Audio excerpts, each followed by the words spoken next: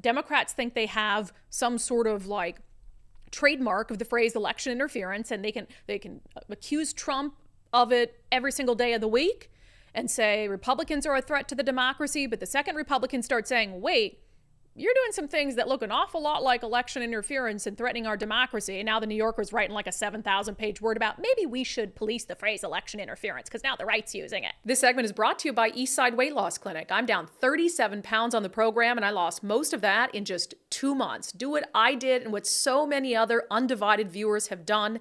Schedule your free 15-minute consultation today at eastsideweightlossclinic.com. It's just fascinating to me. So this came, somebody sent it to me and said, hey, you were mentioned in the New Yorker. And I was like, great, I'm sure it was glowing. It's interesting.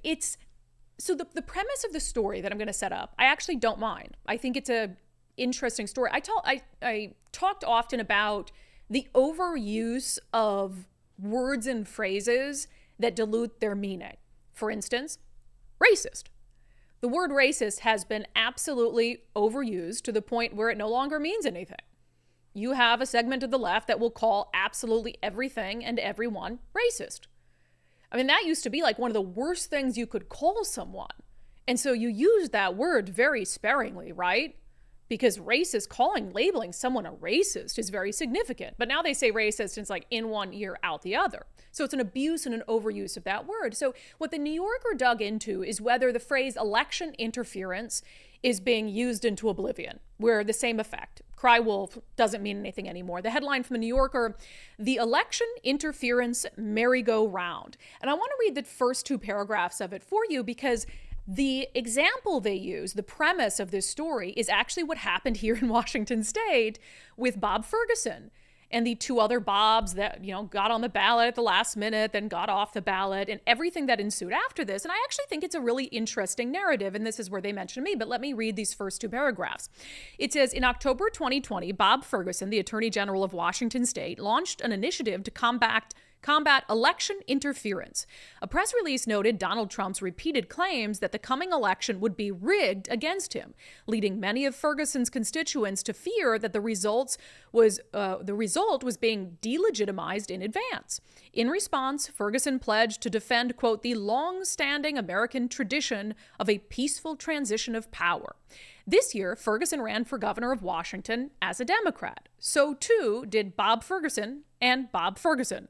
The latter Fergusons, a retired state employee and a military veteran respectively, were recruited as candidates by Glenn Morgan, a conservative activist.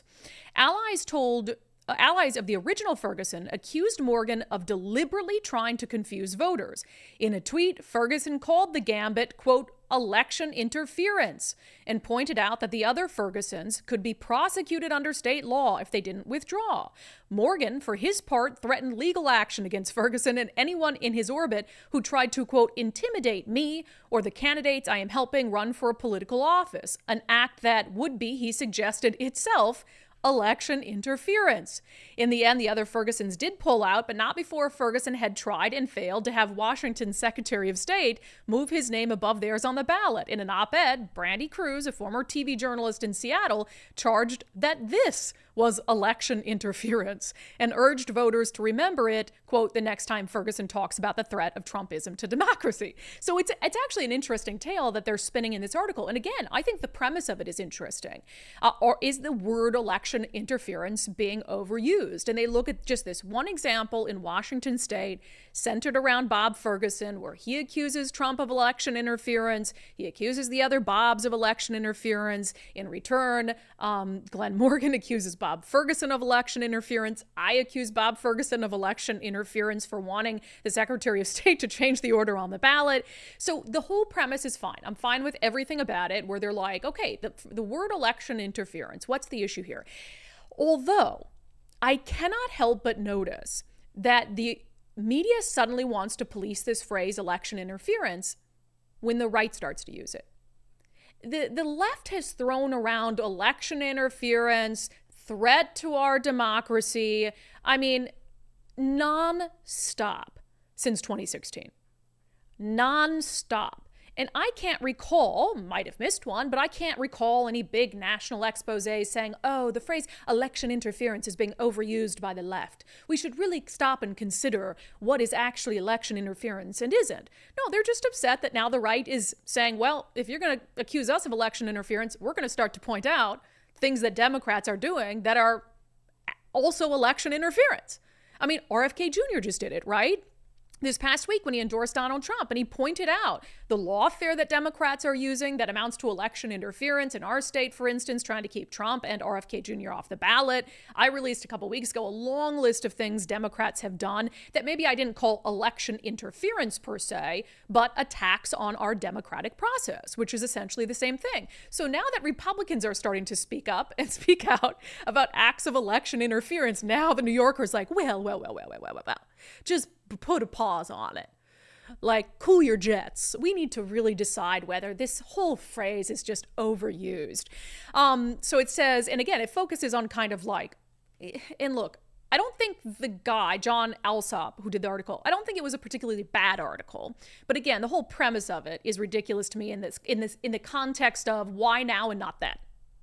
Why like police this phrase now, but not have been policing it for the last, 6 years, right?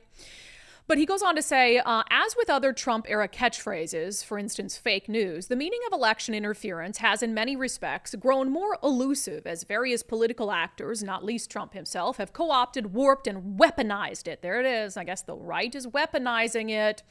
And then it goes on to, he asks a UCLA law professor, because he admits that he can't come up with a viable phrase for election interference because he doesn't want it to be too narrow. He doesn't want it to be too broad.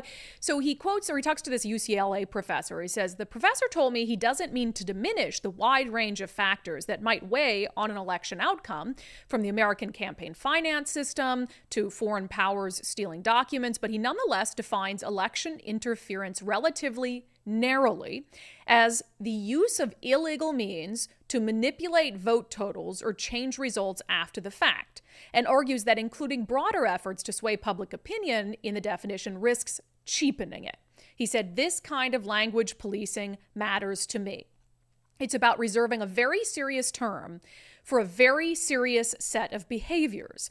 So this is the last sentence in this whole article. This article is very, very long, but if you want to read it, I highly suggest you do. So the author of the article at the very end brings it back to the Bob Ferguson thing. And he says, Bob Ferguson perhaps had it right the first time. So of course it's like, all the times we accused Bob of election interference, we weren't right, but he brings it home and says, but Bob Ferguson was. But what Bob Ferguson calls election interference is actually election interference.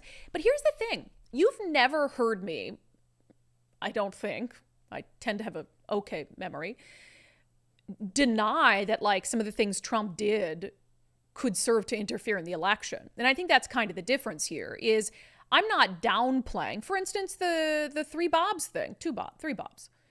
Like I said that I thought that was immature. It looked like Republicans had to cheat to win, and it was completely inappropriate. Now, I had a good laugh at it, but I did say they need to withdraw their names, and I was happy that they withdrew their names. So I didn't defend that kind of behavior.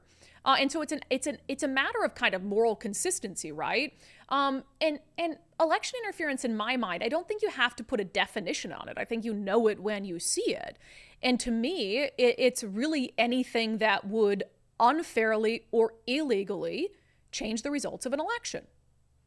Is that such a hard definition? Anything that would unfairly or illegally change the results of an election.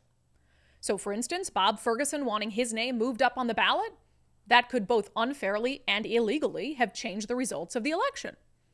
So that's fair. Storming the U.S. Capitol while they were trying to certify the election, that could unfairly and illegally change the results of the election. So yeah, I think that's election interference. Washington state Democrats pushing out a snitch line to send out their minions to harass lawful signature gatherers, that could both unfairly and illegally change the results of whether the initiatives were on the ballot and therefore change the results of the election. So to me, what I don't like is that Democrats think they have some sort of like trademark of the phrase election interference, and they can accuse Trump of it every single day of the week and say Republicans are a threat to the democracy. But the second Republicans start saying, wait, you're doing some things that look an awful lot like election interference and threatening our democracy. And now the New Yorker's writing like a 7,000-page word about maybe we should police the phrase election interference because now the right's using it. It's a little bit ridiculous.